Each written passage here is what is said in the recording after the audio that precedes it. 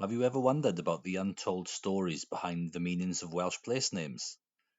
To those unfamiliar with the Welsh language, these place names can sometimes seem incomprehensible, and we're used to hearing all about it. But even to the native population, the origin and meaning of some place names can sometimes lead us to scratching our heads. But to me, this only adds to their fascination. In attempting to understand place names, we try and rationalize them to explain their meaning. This isn't a new thing at all. There are many folk tales that try to do this, tying them in with the wider history and mythology of the land. One of the most memorable of these onomastic legends is the story behind the place named Talibolon in Ynys Môn, which features prominently in the second branch of the Mabinogi. That's the story of Branwen, one of the best known and most celebrated pieces of medieval Welsh literature. In the story, the name Talibolon is said to mean the payment of foals, and supposedly derived from the place where an honour payment, referred to as a wynebwerth, was made by Bendigeidfran, King of Britain, to Matholwch, King of Ireland. Bendigeidfran paid the wynebwerth because Matholwch's horses had been deliberately mutilated by Efnisien, Bendigeidfran's half-brother, who took revenge, having felt insulted that his half-sister Branwen had been married to Matholwch without his consent. Efnisien's assault was brutal, cutting off the horse's ears, eyelids, lips, and tails, rendering them useless to the Irish. His action was a great violation of hospitality, but also an action full of symbolism, which brought great shame on the Irish, but also on his brother, Bendigeidfran, the King of Britain. The compensation paid by Bendigeidfran included no foals, hence the origin of the place name according to the story. Pay in Welsh is tal, and abolion means foals. So the location of this payment, according to the story, gives us the name of Talibolon, the payment of foals. Now this is a legendary tale that seems to have been authored in or around the 11th century. There's nothing to definitively date it, but there are some scholarly suggestions based on a study of the text. But Talibolon is a real place, attested as one of the historic cantrefi of Wales. You're depicted on a speed map of the early 1600s. It is the most northwesterly part of the island. This is what the text tells us about the origin of the name. Ac y talwyd y bolion iddo, yn I fi gwbl iddo y dal, ac wrth hynny y dodded ar y cwmwd hwnnw o hynny allan, Talibolion. In English, and foals were handed over to him until his payment was complete, and for that reason the comot was called Talibolon from then on. The elements of the place name, as explained in the story, still have the same meaning in Welsh today, but this isn't the meaning that is accepted. More likely origin, according to scholars, is from tal, meaning end, and ubolion likely refers to hollows or ridges, rather than ebolion as in foals. But let's be honest, this is a far more boring explanation than that of the horse mutilation in the story.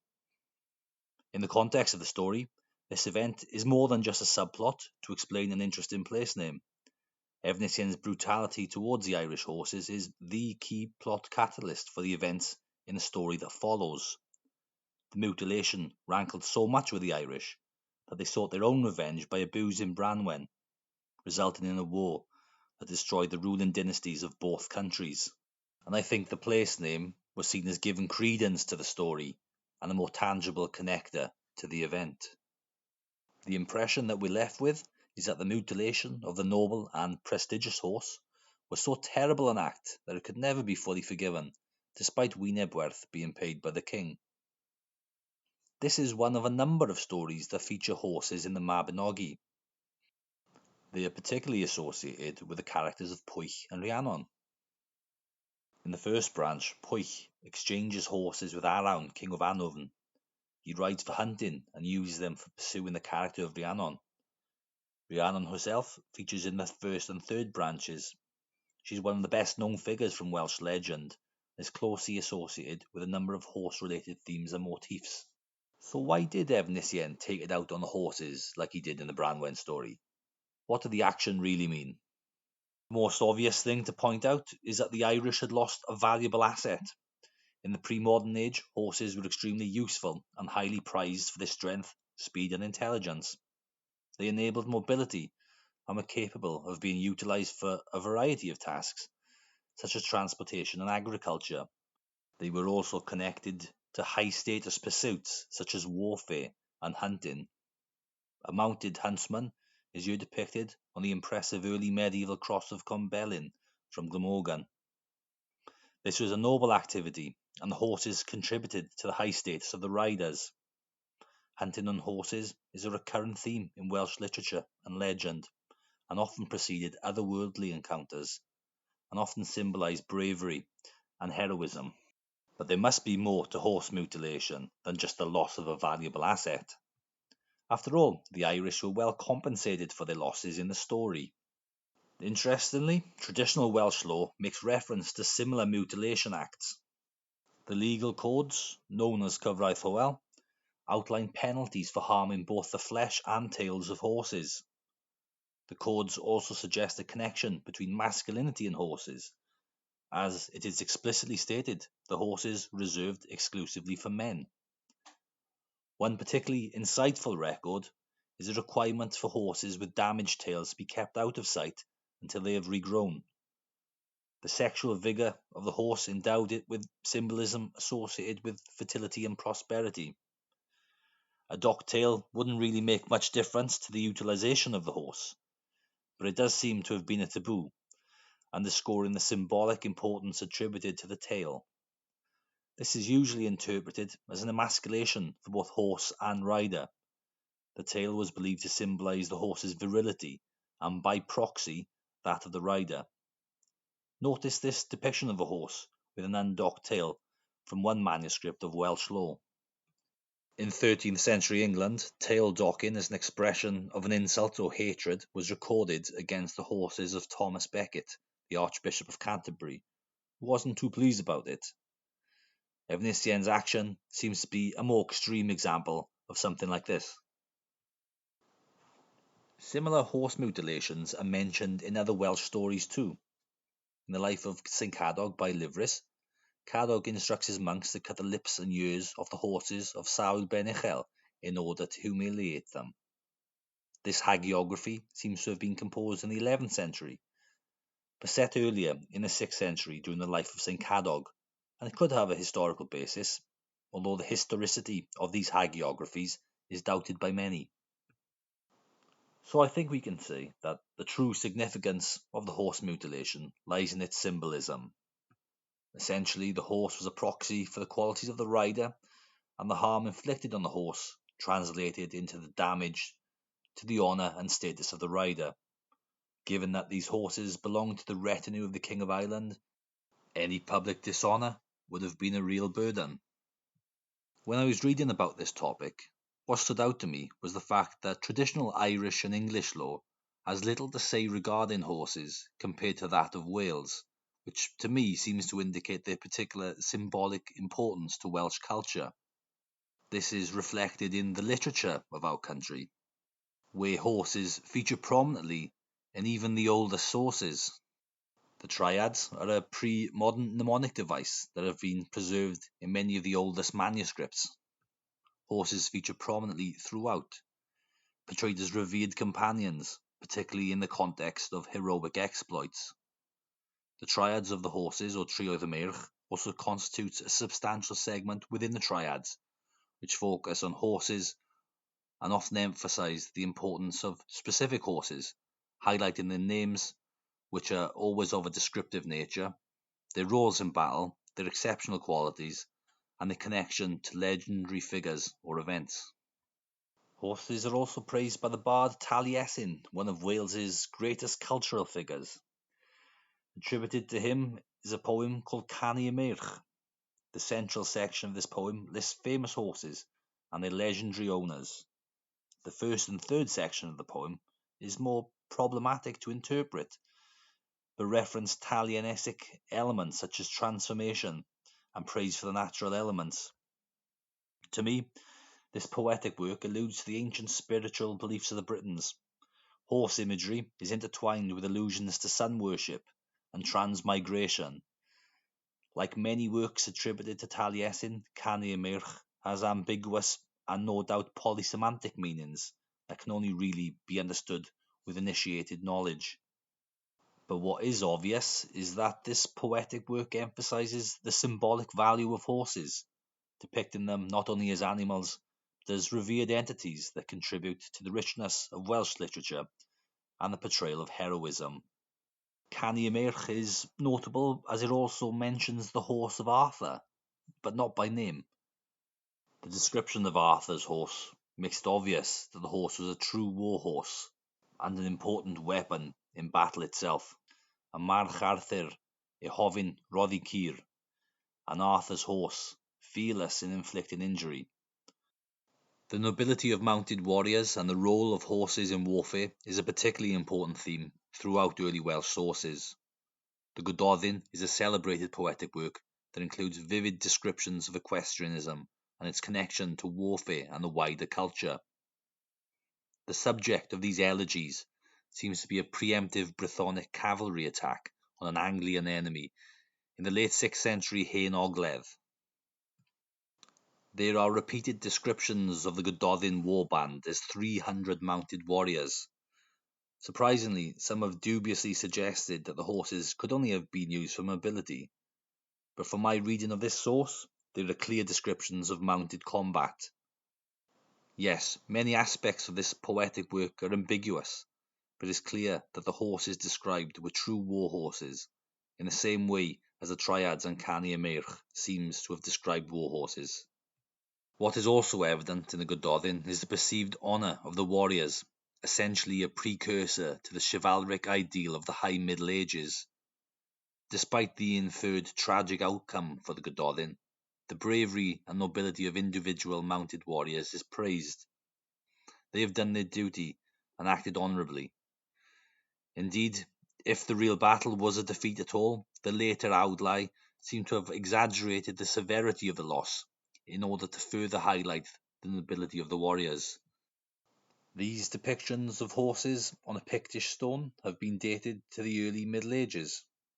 It's known as the Aberlemno stone, and the cavalry warfare that it depicts seems to be reflected in early Welsh sources and also has a long antecedent in Britain. In the 1st century BC, Julius Caesar tried to invade Britain, and he observed the Britons deploying cavalry and charioteers strategically, which shows just how long horses have been used for warfare in Britain.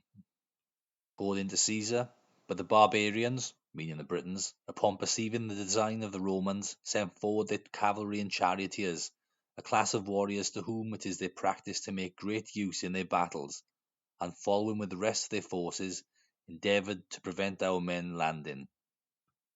Archaeological findings further validate these historical narratives, with discoveries of chariot burials, such as the notable King's Barrow in East Yorkshire, and equestrian-related artefacts dating back to this era. More recently, the remains of an Iron Age chariot were discovered in a Pembrokeshire field in Wales. The iron and bronze chariot dates to the 1st century AD, at a time when Iron Age communities of Western Britain were in conflict with the invading Roman army. The chariot was buried whole in a grave discovered on farmland in the Llanstadwell area in 2018. Complete iron sword and fragments from 2 or 3 spears, suggesting the person buried may have been a warrior and a person of high standing within the community. The use of chariots in Britain throws up some interesting implications for me, because I assume they would have needed an adequate road network too. Often roads have been credited to the Romans, but more archaeological information is coming to light that shows their pre-Roman origin. The Vindolanda tablets are a good source of information on life on the northern frontier in the early Roman period, and they too describe the Britons as using weapons while fighting on horseback. So there is a long tradition of the mounted warrior in Britain, which has led me to wonder whether the horse mutilation story could be rooted in a much earlier time than when the story was written in the high medieval period. There is actually a classical source that makes reference to a similar act in ancient Greece. Plutarch tells us of how Circus cropped the manes and tails off defeated Athenian horses in the 5th century BC. Similarly to the Mabinogi, The purpose of this seems to be to inflict shame on an enemy. Now, we can't know if the horse mutilation in the Mabinogi is actually rooted in an earlier time, but the stories do seem to be derived from very old traditions. The cultural and social customs, the themes and motifs, and the archetypes of the Mabinogi seem to actually reflect those of the late Iron Age, and I think that we can even go as far as to say that the Branwen story is actually set in the late Iron Age. Now, there are no explicit dates given in the text, and the world has a mythical and legendary aspect, so I'm not saying that this tale is strictly historical, but it does seem to be rooted in the 1st century BC. This is relatively straightforward to deduce, as it describes a time when the Britons still held the majority of the island of Britain with a Brythonic monarch before the Roman conquest. There are a few later anachronisms and interpolations, but it's essentially a late Iron Age setting. Several of the characters and events are possibly historical and rooted in this era. Most notably, Caswallon, known to the Romans as Cassivellaunus, who is recorded in and datable from Roman records, which helps to date the historical setting of this tale. Historically, it was Caswallon that led the Britons as they resisted invasion by Julius Caesar in the 1st century BC. The second branch must then be set shortly before this. He was a rival with the House of Llyr for the kingship of Britain, and towards the end he is able to take the crown because of the disastrous events in this story. Another historical person is possibly Manawydan, who John T. Cock has identified with Mandubratius, who also played a part in defending Britain from Julius Caesar. Okay, so if we do accept that the Branwen story is set in the late Iron Age, and that horse mutilation acts were going on then as well, what would this action have meant to the Britons at this time? Horses seem to have a more spiritual significance at this time, rather than just being a secular status symbol as they were in the high medieval period. There's many things that we don't know about the ancient religious beliefs of the Britons. Authors have drawn some quite diverse conclusions about their religion, but I think that there are some broad themes that can be stated with a good degree of safety. British religion seems to be influenced by the natural world. They seem to have multiple deities, who were later linked with Roman counterparts. And we can connect the horse with this too. The qualities of the horse were acknowledged by our ancestors, and this was transmitted into a reverence of the horse as a sacred animal. It possibly symbolized strength, vitality, and a connection to mystical forces that were believed to govern the natural world. Archaeologists have discovered remains of horses in ritual settings from around this time. This copper alloy figure of a horse was found in Abercarn, South Wales. When we talk of horses in the pre-Roman period, we aren't talking about rough animals, but animals have been bred and developed over a long period of time by sophisticated culture and social infrastructure. They were probably a couple of hands smaller compared to the destrier of the high medieval and many of today's breeds, but this depiction shows that they were elegant and well developed. The Uffington White Horse is the most striking geoglyph from prehistoric Britain, demonstrating the reverence accorded to the horse as a spiritual emblem. Coins from the Cativellani, Atrebati and Dubunni depict horses in a similar way to that of Uffington. Interestingly, I've previously mentioned a poem traditionally attributed to Taliesin, which is quite ambiguous, but lists horses while also praising the sun and describing the transmigration of the poet. I think that the imagery in this poem partly derives from an ancient belief that linked horses with the gods of the sky and the sun. The belief seems to be that a deity pulled the sun across the sky in a chariot. It has been suggested that the horse was possibly seen as an interchangeable symbol with the Proto-Indo-European sun god. In the early Roman period, horses were central to many cults. Epona was one horse-related deity that was venerated throughout the Roman Empire, though with a Gallo-Brythonic origin. Often depicted as a young woman with horses, or alongside horses, emphasizing her role as a divine figure associated with equine qualities. In these representations, Epona often sits or stands beside horses, sometimes holding or feeding them. It's also been suggested that the horse at Uffington could reflect a cult related to Epona. Now, the word Epona is similar to the word Ebol, which was an element of the Talibolon onomastic legend in the second branch of the Mabinogi. And interestingly, it's been suggested that both words are descended from a Proto-Brythonic word epos, meaning horse. In addition to this linguistic link with the Mabinogi, it has been suggested by many that one of the main characters of the Mabinogi, Rianon, is a sort of corrupted version of Epona. And this was the subject of a very important scholarly work by W.J. Griffith, who attempted to recover the original myth of Rianon and suggested her origin as a horse goddess. In W.J. Griffith's reconstruction, he saw the earliest form of Rianon as the myth of the great queen Rigantona, whose cult was associated with that of Epona, the horse goddess. She was portrayed sometimes in the form of a horse, sometimes surrounded by foals, and at other times with the trappings of a horse, such as a horse collar. In less barbaric portrayals, she was represented as a woman, riding a walking or trotting horse. Her consort was the great king Tigeronos. Not going to look at it much further now, but I think many of Griffith's conclusions, although he approached it in a scholarly way, are quite dubious. Maybe I'll cover it again in another video.